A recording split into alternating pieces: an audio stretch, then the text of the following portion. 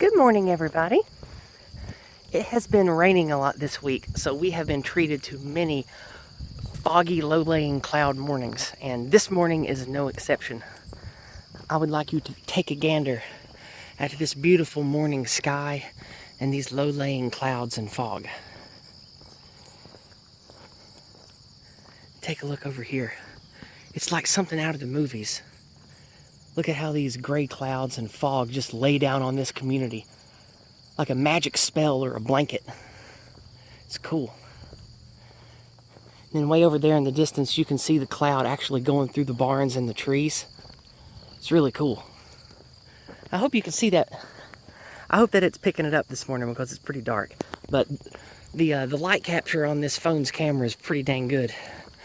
It's a Samsung G6, if anybody's curious what I use. And for my loyal Yizraelites who are familiar with my walks, over here we have my favorite tree that I sneak over to sometimes. Well, that I used to in the past anyway. I haven't for the last couple of months.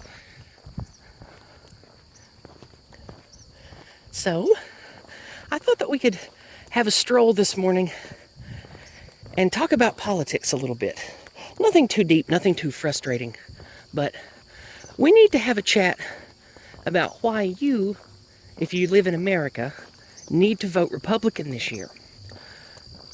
I still am not finished with my Biden plan large video, because it's going to be at least 30 minutes long, probably longer than that, where I go through not just his plan, but a few related documents of the UN and other globalist outlets of the last several years who are directly connected to what he's been pushing, or what he is pushing with his Biden plan.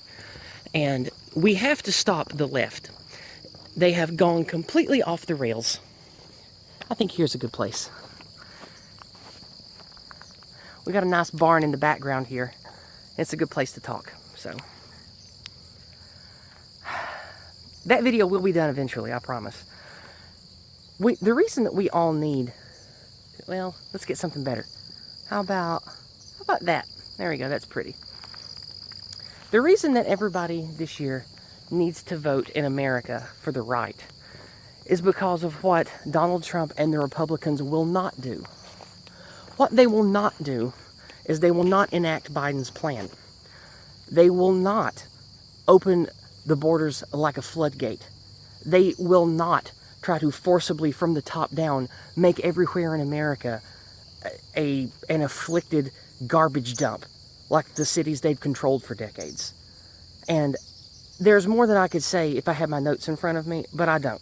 So everybody who cares about America, I don't care if you agree with me about a lot of the ideas I have about alignment to the West and ethnocentrism and those ideas.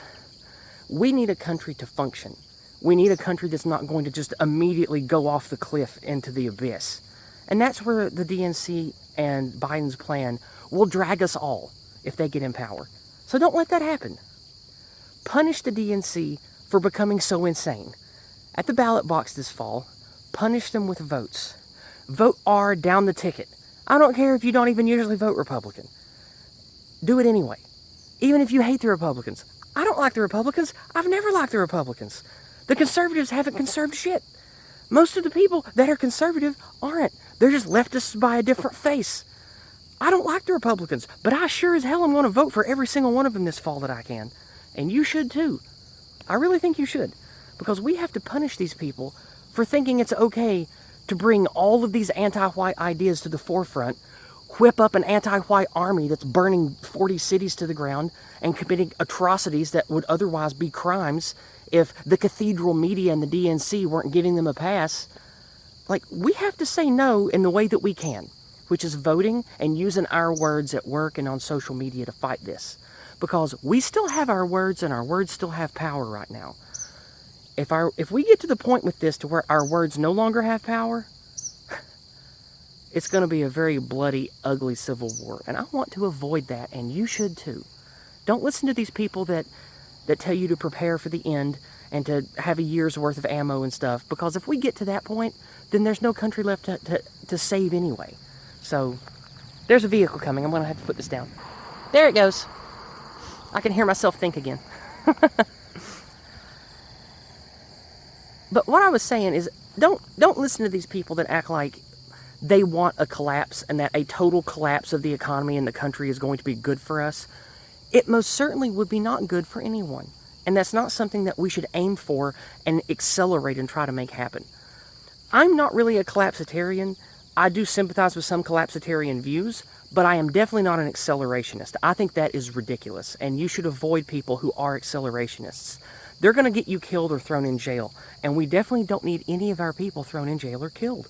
We need us all speaking the same ideas, sharing together, and pushing sense, reason, and truth to people as far as we can while our words still have power. And so your words this fall at the voting booth should say R. R like a pirate. R down the ticket.